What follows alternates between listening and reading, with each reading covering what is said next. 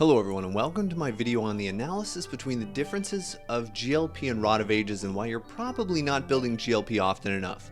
I'm Melyn, a Master Tier Zyra one-trick who plays her in all 5 roles but mostly support and mid. If you have any questions about this video, feel free to ask me below or find me on Twitch or Twitter.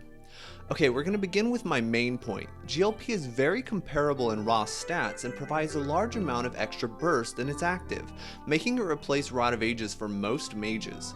It works extremely well on burst mages or mid to low range mages such as Zyra, Annie, Anivia, Aurelion Sol, and Lysandra, with the exceptions being long range or combo mages such as Xerath or Ryze. Also, if you weren't building Rod of Ages in the first place, you probably still won't be buying GLP, though Protobelt is a great alternative, but that's another video. Alright, to get to the finer details, what are the actual trade-offs between GLP and Rod of Ages? Upon purchase for 300 extra gold, GLP gives you 100 more mana, 20 more ability power, and an AoE active that deals a very significant amount of damage. In this video, we'll mostly be ignoring the slows as I don't believe it's a significant enough factor to tip the scales, but be aware that it does exist. Alright, so this provides a much stronger one item power spike if you are a mage that can use it in your rotation. It also helps with wave clear.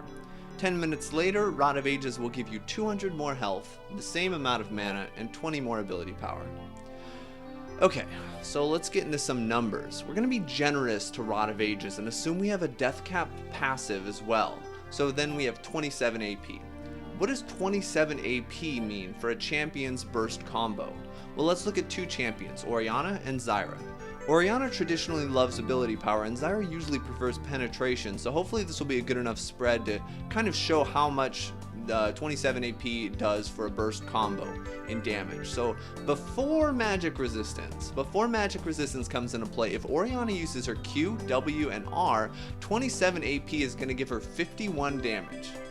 And that's before resistances, okay? If Zyra uses EWRQW and each plant attacks twice, 27 AP gives her 59 extra damage, okay? So, very low.